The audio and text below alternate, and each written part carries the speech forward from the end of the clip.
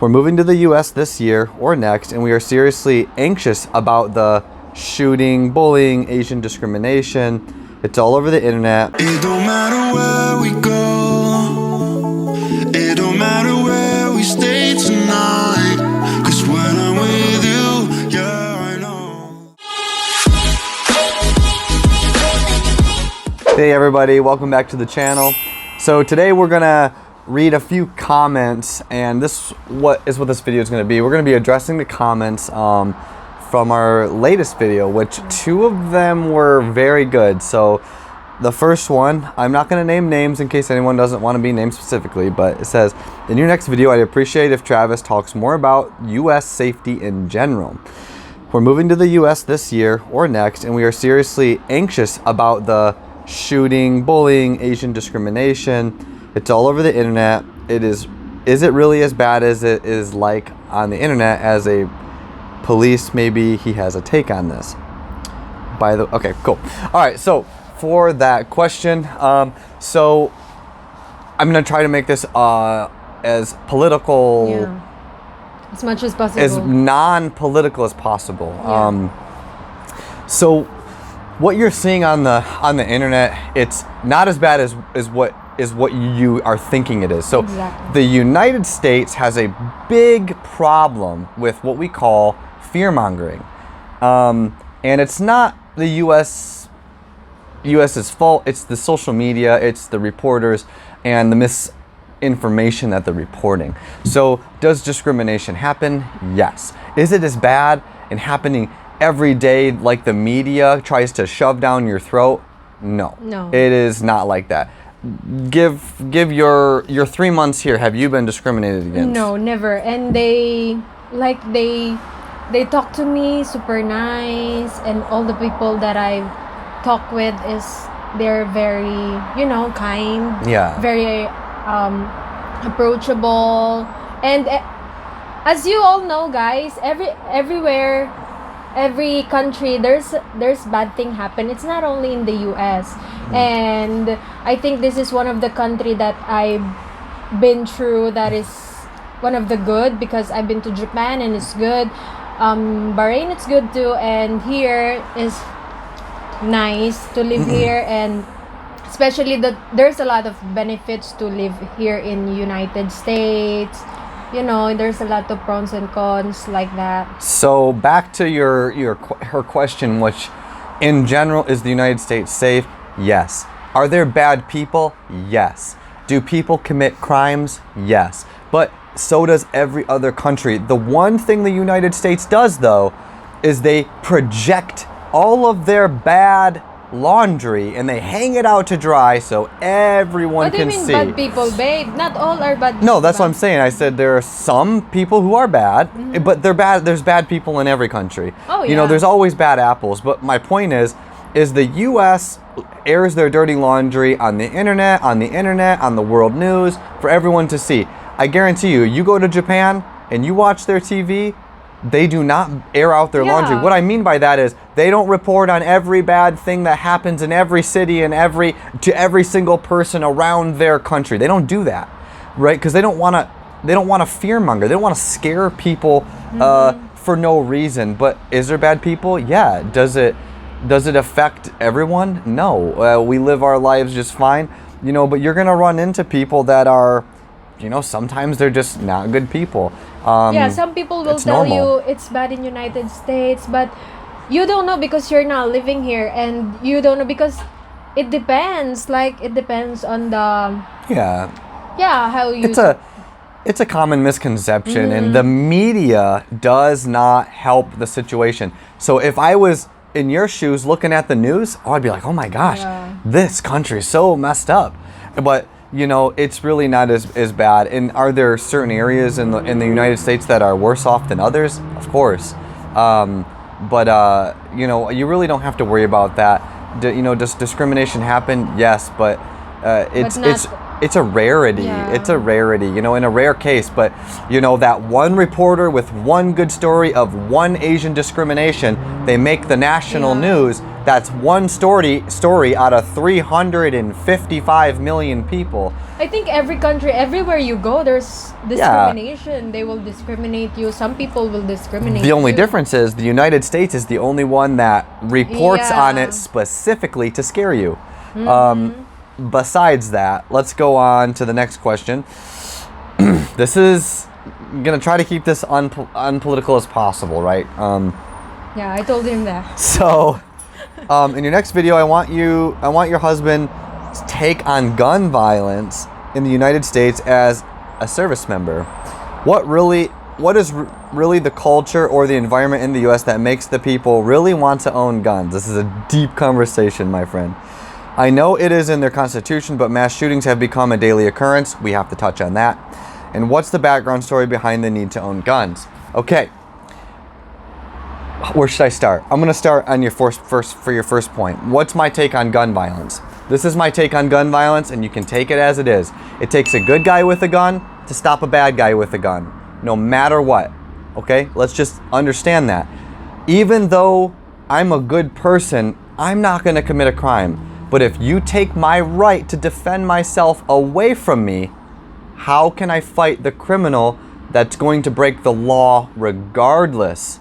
Right? Criminals break the laws. If you're a good citizen and you have the right to own your gun, right? Why should I take it away from you, removing that layer of protection for you to defend yourself and your family and others? Okay, that's how we see it here. Is if you take my means to defend myself away, the bad guy is going to break the law. It doesn't matter. They don't follow laws. That's why they're called criminals. Because even if you say, ban all guns, guess what happens in all these countries that have all guns banned? The bad guy still has a gun. And now you don't have a way to defend yourself at all, right? You can't rely on police. It takes too long for them to respond. And you definitely don't want to bring a knife, you don't want to bring a sword to a gunfight. It doesn't work well. So it's way different where we live, like in Philippines. Like very different. Not everyone have a gun. I'm gonna try not to be passionate about this because it truly hits me as a passion. Now, what is the culture as a service member? So a service member, that is law enforcement. I think we have the inherent right of self-defense, right? If I need to defend myself or my wife, I should have the right to do that in any way I feel fit, right? Now, as a service member, I don't really see it any different as a service member. Now, as an American that believes in the Constitution, I 100% think that we have the right to bear arms. And the reason for that is look at all of the countries that were disarmed in the history of the world. What happened to their civilizations, to their people? They were oppressed, murdered, genocide, right? Look at what Hitler did when he took the guns. Genocide. Stalin, genocide. Mao, genocide. Pol Pot, genocide. You can go on and on in history, all the way back. And that's kind of just a really smidgen of why I feel like it's important. But and to caveat with that, you kind of ask, well, what's the history? That's the history.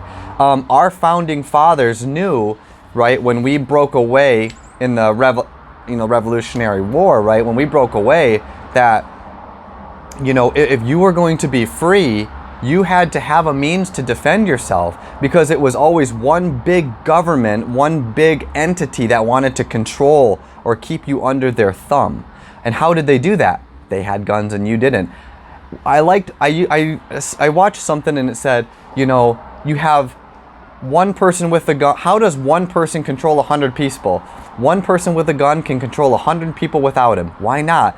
Fear.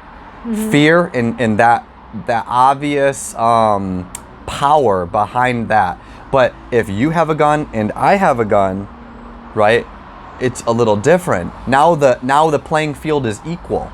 Now I have to be careful on what I do because we both are armed, which means you don't want to come after me and I don't want to come after you. But if you hurt me, I'm going to defend myself against you. I just want to touch all these. So they use the gun to defend Yeah, themselves. Defense, hunting. Yeah.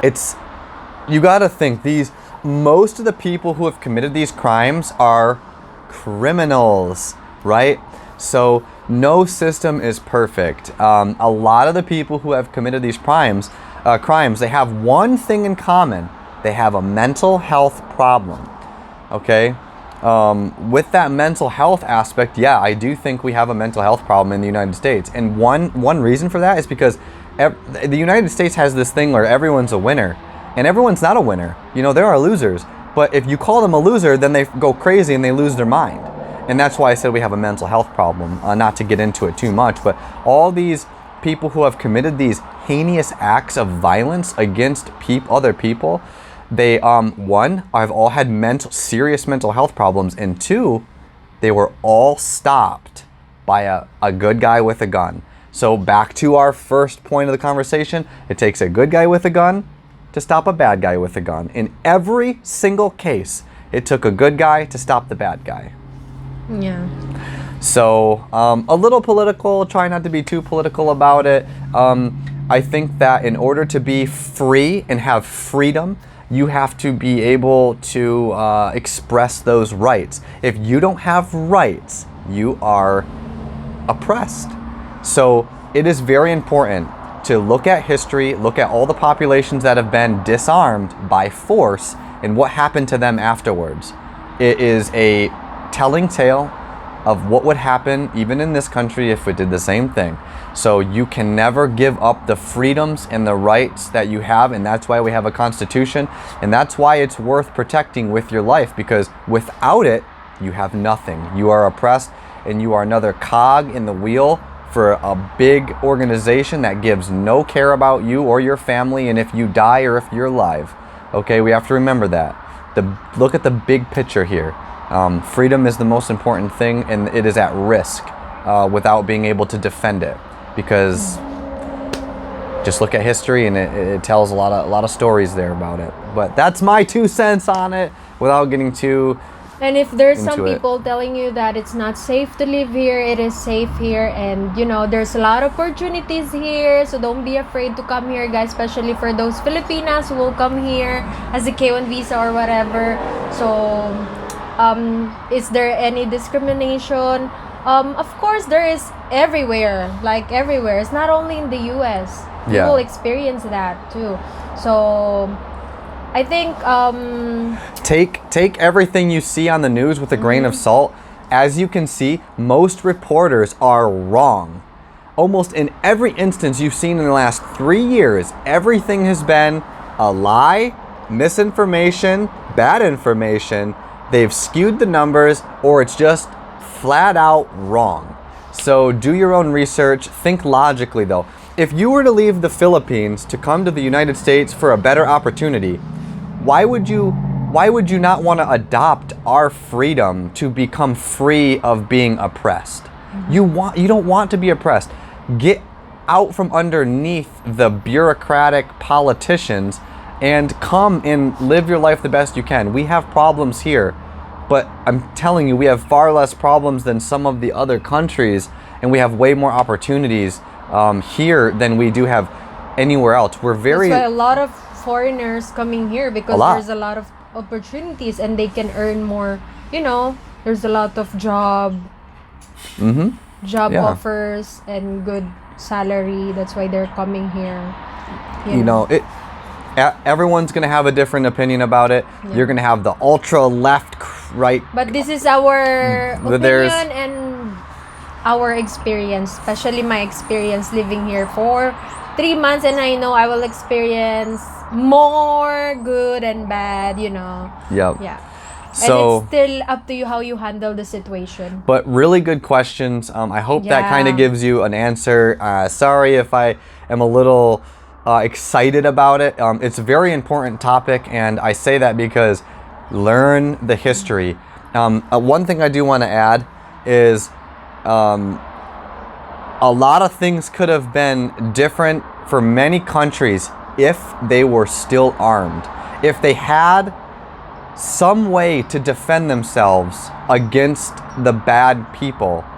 Yeah, as much as possible, we don't want to talk about, you know, Gotta be careful 'cause on we are YouTube. being careful and Yeah, but okay. yes, that is our opinion and our experience, guys, and I hope we answered your question. And Yeah. if you have more questions about anything, just put that in the comment section down below. Thank you so much, guys, for watching. See you again next time. Bye-bye. Bye.